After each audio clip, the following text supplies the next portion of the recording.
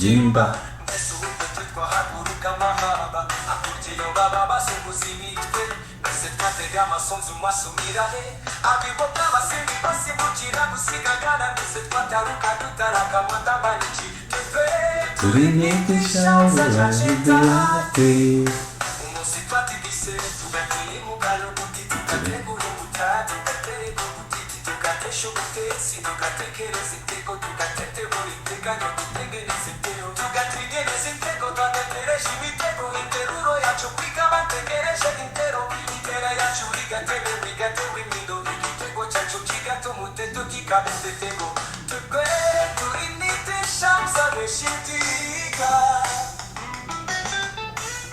turabashuhuje abateze amatwi uyu muyoboro wacu w'ubutiti tubifurije igitondo cyiza aho biri mu gitondo aho ari nimugoroba tubifurije umugoroba mwiza naho haba ari amanywa tubifurije amanywa meza mugire amahoro ku bakristo mugire amahoro Kristo atanga ku bayisilamu navuga nti mugire namwe amahoro Imana ibaha amahoro n'umugisha ku bandi bandi madini n'abapagani mwese icyo nabifuriza ni amahoro batemera Kristo cyangwa batemera Imana ditu ubwo bisa kose turiho kandi hari impamvu ituma tunariho mu iki gitondo mwaya manywa nje uri mu gitondo hano iwacu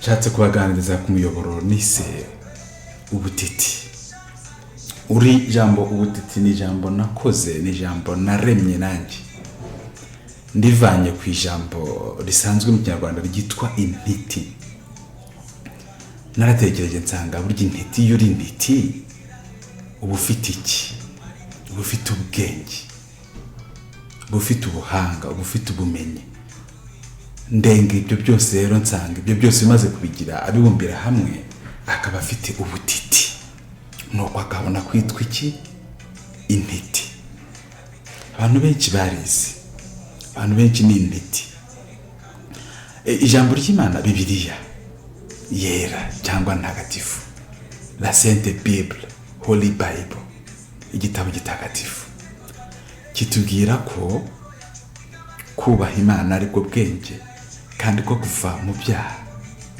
ariko kujishuka intiti kigaragara intiti cyangwa abita intiti bubu ni intati gusa intare zigira imbaraga zakurana byinshi bishoboka zarya byinshi ariko usasanga intare itagipima niri rimwe ngo ihige ngenzi yayo iyici hoya intiti zo kwinosi zakoze zatyaje imihoro zacuza amacumu zakoze izibombe bikomeye birimo n'ibya kirimbuzi ibisasu imitego umva intiti zinosi ziteye ubwoba icyakora ndababwiza ukuri no kwita intiti gusa z'intiti nta bwenge bwo kugambirira kwica umuvandimwe yewe ukamenya ukaba n'umuhanga da ukaba wamwica agapfa bwacyo ugafata undi agapfa abantu mu Rwanda rwacu rwabo rw'ubu rwabo rwo hambere byabaye byivuye sine mu Rwanda gusa no mu gitabo nka Bibiliya dusoma tujya tubona umugabo nka Sawuli ndetse na Dawidi bahiga barushanwa kwica benshi kiremwa muntu wakiroze ninde wakubwiye ko ubwo ari bwo bwenge umuntu akababazwa nuko atishe undi nkomeza kwibaza ubundi umuntu yica undi ngo bigende biti umuntu afite ikiwe ni muntu ki atunze iki iyo yishe undi yunguka iki? Imana yaremye umuntu, irema inosi, yishyiraho ibyo kurya, yishyiraho ibyo kunywa, yishyiraho ibintu byose bihagije ngo umuntu yishime. Ariko umuntu ntabwo yayishimye. Mukamba bwibutse iki kintu, ntabwo umuntu wigeze agira ibyishimo byuzuye. Yari kumwe n'intare n'inzoka zaretse z'ibisimba n'ibiti n'imigezi byose byari byiza, ariko ngo Imana iramureba ibona ko atishimye, akeneye undi muntu kubana. Igiteye ubwoba uko abantu barushaho kugwira no kubabonye yuko atari byiza kubana n'abandi. Niyo mpamvu umuntu areba mugenzi we gusa murebye umutima ukamurya, kumva ntiyakwishima wa muntu akiriho, agacura imigambi mitindi, kuko bikazanasoza amuhitanye, akabona kuryama akumva aribwo yasinzira. Orala, mbega umuntu ngo arapfa, mbega umuntu ngo aracucama, mbega umuntu ngo aracurama, mbega umuntu ngo aracurika ubwenge, mbega umuntu ngo ara mu gicucu cy'urupfu kikamucura inkumbi, kikamutesha ubwenge, kikamutesha ubuhanga, kikamutesha ubumenyi, akiyita intiti, ari intati. Mwabaye muti ni bwenge ki butarengera mugenzi wawe? Ubwo ni ubupfu. Ni bupfura ki bushaka gupfurika abandi iyo ngiyo bukabahereza urupfu? Ubwo ni ubupfayongo. Nta bwenge mu bugome, nta bupfura mu rupfu, ntabwo mbonye. Uwiyita umuhanga mwiza, umuhanga ufite ubumenyi bwa nyabwo, hari uko akwiye kuba yitwara, uko nta kundi ni ugushyira mu gaciro. Gushyira mu gaciro ni iki? Ni ugucira umuntu hakari urutega, ni ukureba umuntu ukamwifuriza icyiza, ni ukujya mu nganda tugakora inganda zihinga imirima. Iyi si ifite imirima ihagije, ifite amatungo ahagije, ifite imigezi ihagije, twese twarya tukaryama tukanywa tukashima Imana tukabyina. Abantu bakwiye kuba bari kujya mu nganda zikora umuziki.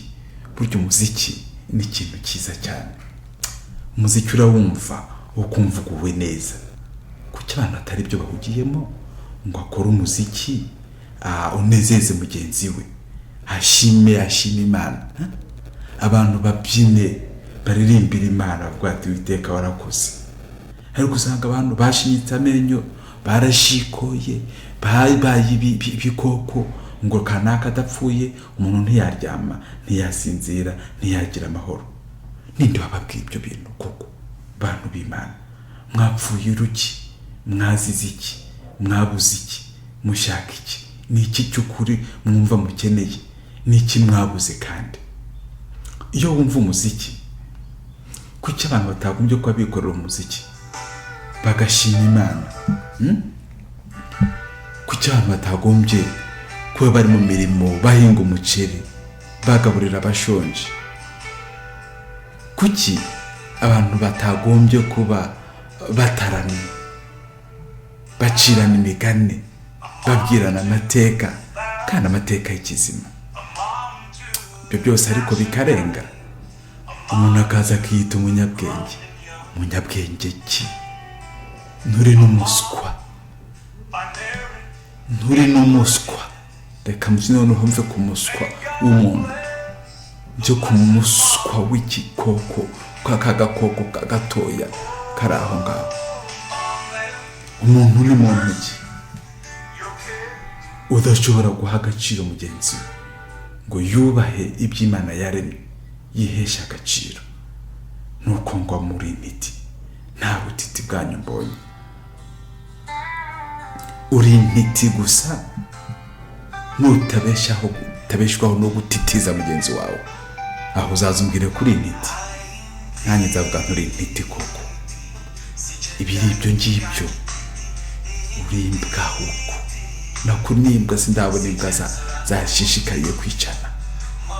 Sinagutuka, ariko ubutiti nyabutiti, ubuhanga nyabuhanga, ubwenge nyabwenge ni uburengera mugenzi wawe, umuvandimwe wawe, mushiki wawe, ni ubutarobanura abantu ku butoni, ni ubushyira mu gaciro ukagambirira gukora icyiza.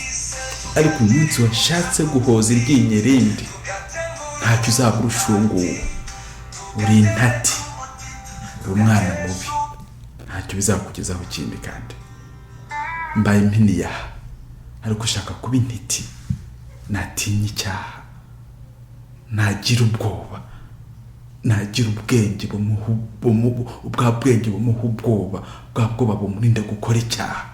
Ubwo butiti butiti, ubwo ubwenge nyabwenge, ubwo butiti bw'intiti, ubwo ubwenge bw'abanyabwenge, ubwo ubuhanga bw'abanyabuhanga. Ibindi nguhaye zeru, wowe ugambirira gukora ikibi, warangiza ukiyita umunyabwenge. Nta soni.